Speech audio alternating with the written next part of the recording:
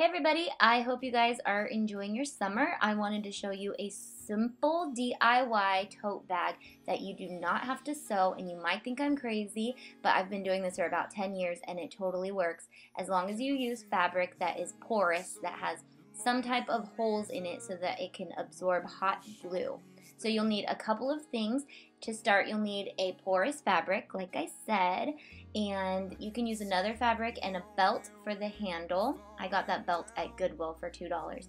Some glue sticks and a hot glue gun to make sure that your glue can get nice and hot and turn into liquid.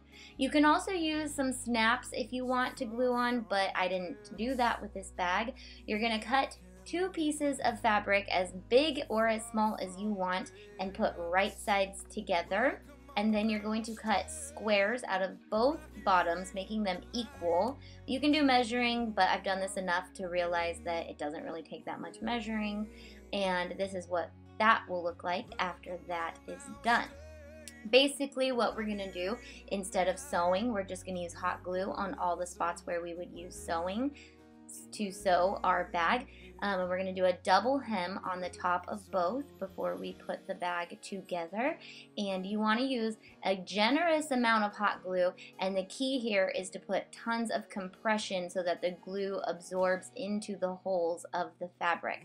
So do that on both pieces, and then you're going to take both fabrics that are completely hemmed on both sides, the top, you're going to put them together, and we're going to sew along 3 sides, both that side, the other side, as well as the bottom, but you're going to avoid doing the square out of the bottom. You don't want to sew that at all to start. So we're going to sew all 3 of those sides. Like I said, generous amounts of glue, guys. We want lots of glue. You want it to absorb into that fabric. You want it to hold.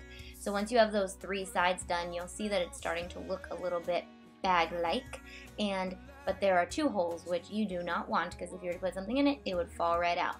So this is probably the most complicated part of this, but it's really not that complicated. You just take your square and open it up so that the 2 seams you created come together, and you're going to lay it out flat so that you can see that it needs to line up, and you're going to hem or glue. You can do this sewing, and you would just sew along that, but we're going to use our handy dandy hot glue, and it's closed. And once you've done that to both sides, you can see that it is very bag-like. I made very big squares on this so I could do a handle on the top in a different way than you would if you were to sew. So I'm just going to cut the buckle off of my bag, or my belt that I got at Goodwill, and I'm going to fold the tops in like so.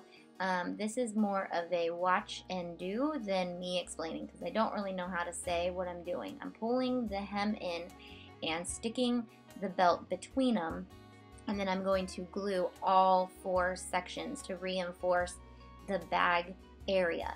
This part you're going to want to use a good amount of glue. Just stay away from the very top hem so that you don't see the glue when you're all finished with the bag.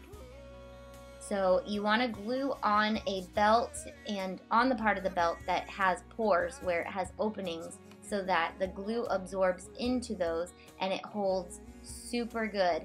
I'm telling you, this seems like it's not going to hold, but it really will. I made a bag in high school like this out of old jeans, and it lasted me years. I probably still have it somewhere. So you just want to keep gluing all the spots, and I used the extra belt buckle to decorate the top, and I just hot glued it on, and I used a little piece of fabric to hot glue a heart on. I'll probably use this bag for my daughter. So I hope you guys subscribe, and there's tons more DIYs coming. Disney DIY is coming. So I hope you guys enjoyed it. I love you guys. Don't forget to click subscribe.